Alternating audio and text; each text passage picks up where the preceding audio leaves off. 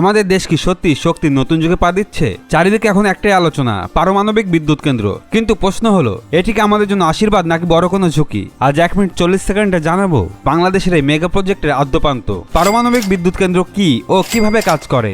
সহজ ভাষায় পারমাণবিক বিদ্যুৎ কেন্দ্র হলো এমন এক জায়গা যেখানে কয়লা বা তেলের বদলে ইউরেনিয়াম ব্যবহার করা হয়। এখানে ঘটে নিউক্লিয়ার ফিশন বা পরমাণু ভাঙার খেলা। একটি ছোট ইউরেনিয়ামের দানা থেকে যে পরিমাণ শক্তি পাওয়া যায় তা কয়েক টন কয়লার সমান। এই শক্তি থেকে উৎপন্ন প্রচন্ড তাপ দিয়ে পানি ফুটিয়ে তৈরি করা হয় উচ্চচাপের বাষ্প। আর সেই বাষ্পের ধাক্কায় যখন বিশাল টারবাইন ঘোরে তখনই তৈরি হয় আপনার আমার বাড়ি সেই কাঙ্ক্ষিত বিদ্যুৎ। ভালো মন্দের হিসেব, এর সবচেয়ে বড় সুবিধা হলো এটি কার্বন মুক্ত বা পরিবেশ বান্ধব। এখানে কোনো কালো ধোঁয়া নেই।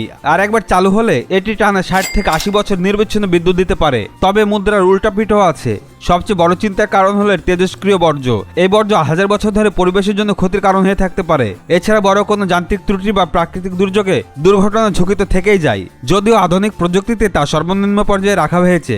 বাংলাদেশের উপর প্রভাব, বাংলাদেশের জন্য রূপপুর প্রকল্প একটি গেম চেঞ্জার। আমাদের প্রাকৃতিক গ্যাস ফুরিয়ে আসছে আর কয়লা পরিবেশের জন্য ক্ষতিকর। এমন সময় 2400 মেগাওয়াট বিদ্যুৎ আমাদের শিল্পায়ন এবং অর্থনীতির চাকা সচল রাখবে। এটি কেবল বিদ্যুৎ নয়, বরং উচ্চ প্রযুক্তির বিশ্বে বাংলাদেশের সক্ষমতার এক বড় প্রমাণ। তবে ঘনবসতিপূর্ণ দেশ হিসেবে আমাদের নিরাপত্তা নিশ্চিত করাই হবে সবচেয়ে বড় চ্যালেঞ্জ। বিজ্ঞান ও প্রযুক্তির সঠিক ব্যবহারই পারে আমাদের ভাগ্য বদলাতে। আপনি কি মনে করেন, পারমাণবিক বিদ্যুৎ কি আমাদের অন্ধকার দূর করতে পারবে? কমেন্টে আপনার মতামত জানান। ভিডিওটি ভালো লাগলে শেয়ার করুন। ধন্যবাদ।